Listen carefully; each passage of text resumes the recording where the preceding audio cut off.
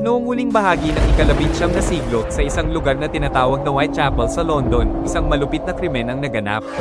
Ang taong responsable sa mga krimeng ito ay tinawag na Jack the Ripper. Hindi alam kung sino siya, at ang kanyang tunay na pagkakakilanlan ay nananatiling misteryo hanggang ngayon. Si Jack the Ripper ay kilala sa kanyang brutal na pagpatay sa mga kababaihan. Ang kanyang mga biktima ay karaniwang mga putahe sa lugar, at ang kanyang mga pagpatay ay nag-iwan ng malalim na sugat sa kanilang mga katawan. Dahil sa kalupitan ng kanyang mga krimen, nagdulot ito ng takot at pangamba sa buong London. May ilang mga teorya kung sino si Jack the Ripper, ngunit wala pang tiyak na ebidensya.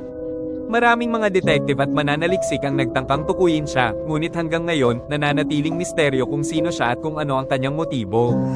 Ang kaso ni Jack the Ripper ay patuloy na nagbibigay ng kuryosidad sa mga tao sa buong mundo. Ang kanyang pangalan ay naging simbolo ng madilim na bahagi ng kasaysayan at isang paalala ng mga pagsisikap na tukuyin